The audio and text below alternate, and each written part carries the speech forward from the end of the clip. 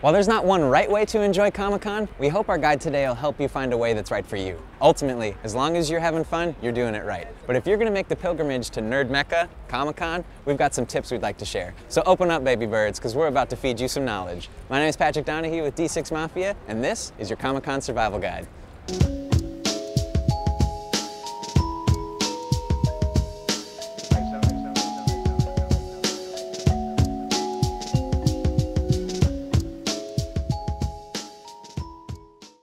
First off, you're going to need to get a ticket to this place, which is going to be one of the most frustrating and difficult things you've ever done.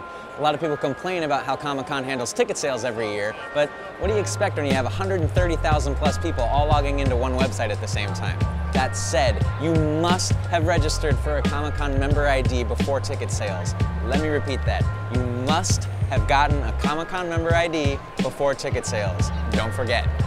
Now there are 3 keys to acquiring a ticket to Comic-Con. Number 1, know your registration dates and times ahead of time. Do your research, be prepared.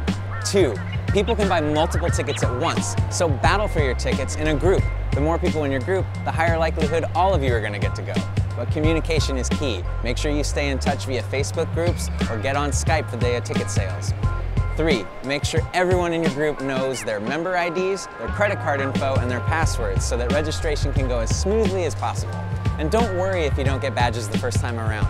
Unsold badges or return badges do go on sale again a few months later. So you fought for tickets and won, but now you gotta pick up your badge. Before you get to the convention center, make sure you have a photo ID and the barcode that they emailed you. There are different badge locations each year, so make sure you read that email to know which specific location you need to head to. And remember, if you don't bring the barcode or your photo ID, you can't get your ticket. Despite the stereotype that we're all just a bunch of nerds, Comic-Con is a really intense week. I mean, you're gonna be walking miles upon miles with a backpack full of food and swag. You're gonna be standing in line for hours where you can't sit down, and frequently, those lines are outside in the sun. Perhaps most importantly is making sure you stay well fed and hydrated while at the con. Now the food at the convention center is super expensive and it's not very good. So every year ahead of time, our group goes and buys food in bulk. That way we have plenty of it to go around and we can split the cost.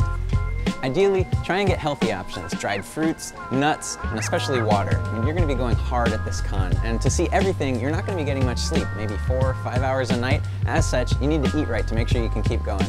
And that brings us to the hotel room. Now, ideally, this is going to be a sleep station and nothing more. You're here to experience the convention, not hang out in your room. As such, you want to pack minimally. You don't need to bring much to the convention center, and you want to maximize on sleep space, especially if you have a ton of people in your room.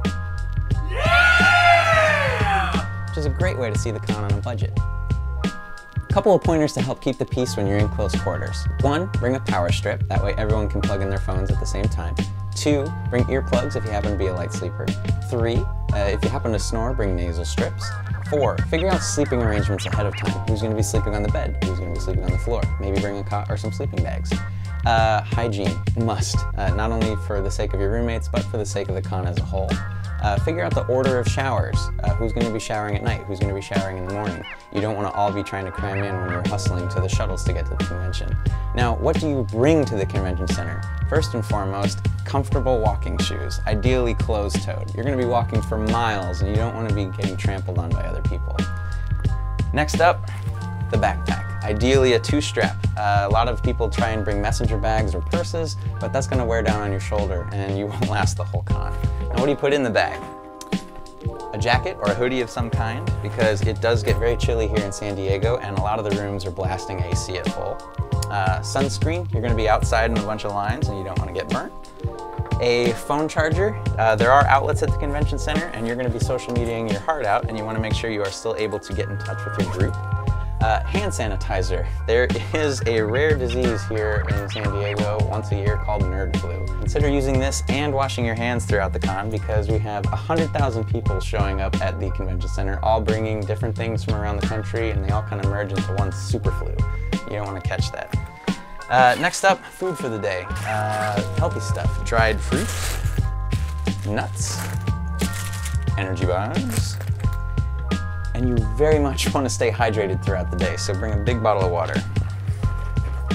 Now while you're in line, you may want some form of entertainment, so bring a book, a DS, anything light and easy to take with you. For you cosplayers out there, consider what your costume entails. Do you have props that are going to be banging up against people on the floor? Is it going to be hot? Do you mind wearing it for 12 hours? Because you're going to be in it all day, so make sure you're comfortable. And perhaps most importantly, make sure you leave room in your bag for your swag. Don't worry about renting a car while here in San Diego. Parking is extremely difficult and very expensive anywhere near the convention center. Plus, Comic-Con provides a 24/7 shuttle route to and from the convention center to most hotels in the area. And if for some reason your hotel isn't on the shuttle route, there are metro lines and cabs available. Should you be at a hotel at the end of the shuttle route, you run the risks of the shuttles being full by the time they get to you. Taxis are a great way to make sure you can get to the convention center early enough to get into those lines. However, be wary of cab ninjas. You might have been the one that has called the taxi. But people will steal them if given the chance.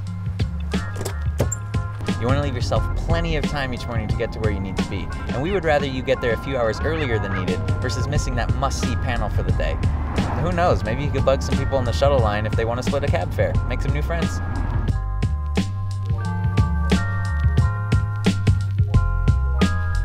This is what you've been fighting for the last year. Now, keep it safe. Don't lose it. I mean, if you do lose it, you can reprint it, but then you got to spend time in the reprinting line versus a line for a panel that you want to see. And when you pick up these badges, you get your swag bag. The important item in it, your Comic-Con events guide. This has information on every panel at Comic-Con, which there are thousands of. You're not going to get to see them all, so don't worry about splitting up from your group. You can always re-meet later. But most importantly, this gives you a chance to schedule what you want to see. Make priorities, get to what you want to go to, check out the times.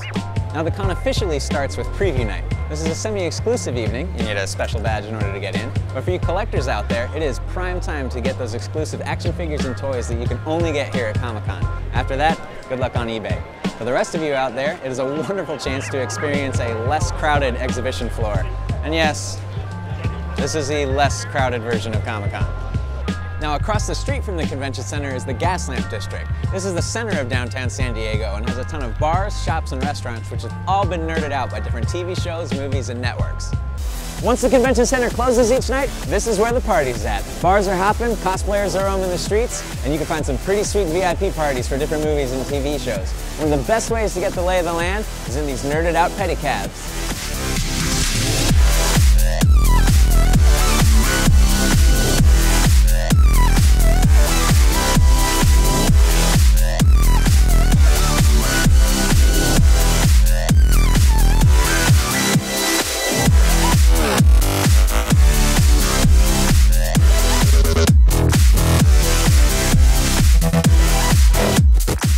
Some Nightlife in the Gaslamp district is 21 and up, so please keep that in mind if you have younger members in your group. And also, nerd responsibly, you can get a hangover anywhere. This is Comic-Con. You've got a panel line to get to tomorrow morning. Enjoy the Gaslamp. Never in your life will you be able to have a drink with Harlequin, the Mystery Machine Gang, or run into Adrian Curry. and an Imperial outfit. And one year, I was holding a possum for 4 hours here. A possum! This guy's like, this is my pet, I have to go in there, will you hold him? I'm like, yeah. And I'm drinking for like 4 hours with this possum, and everyone's like, what the f***? Is this Adrian Curry with a possum? I'm like, yes, would you like a picture? And there's like a million pictures on the internet of me with people on a possum. Where else does that happen? This is the Comic-Con exhibition floor. This is where you're going to do all of your shopping for your trip. Souvenirs, toys, shirts, you name it, it's here. Now, keep in mind, whatever you buy, it's going to be with you all day. So make sure you buy stuff towards the end of the day. That way you can take it with you immediately back to your hotel and not have to lug it around. Now do note, it is crazy crowded. It's not for the faint of heart. It is difficult to stay with your group, and you're going to be shoulder to shoulder with thousands of strangers. So be ready. In order to protect all your awesome swag and free posters, you might want to consider buying one of these bad boys. It's a poster tube. They cost about 10 bucks, and you can buy them at a bunch of different booths here at Comic-Con. And they got this awesome shoulder strap, so you can wear it with your backpack. 2 tips when it comes to vendors. 1, you should always try and buy your stuff on Sunday. This is because that's the final day of the con, and everyone doesn't want to ship all their merchandise back, meaning they're more willing to negotiate for a cheaper price. 2, always have cash on hand. A lot of places don't have the ability to process credit cards, and you want to make sure you can purchase all that swag you want.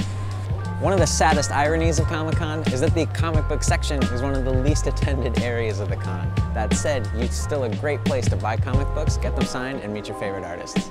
Hall H and Ballroom 20 are the two largest venues here at Comic-Con, and they require you to get in line super early if you want to get in. The most hardcore fans start lining up as early as 10 p.m. the night before, and we suggest you do the same.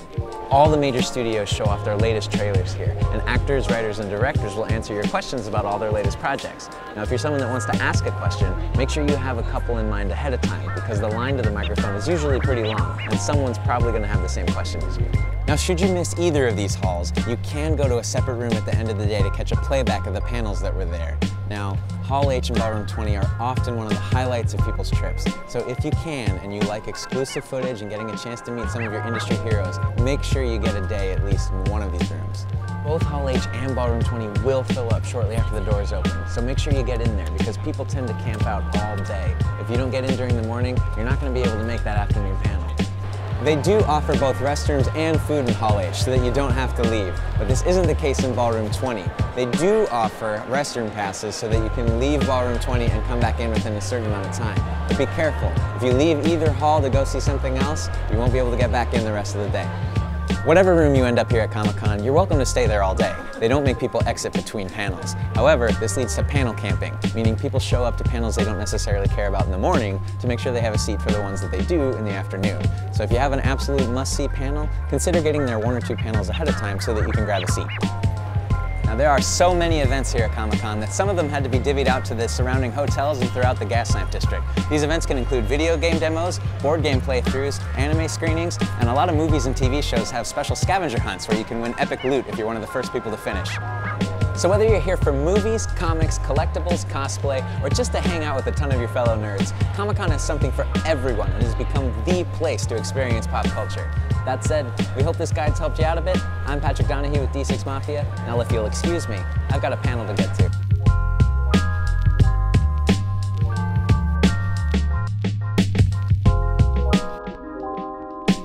Now while cabs do cost money, they provide a direct line of access to the convention center under a tunnel in darkness.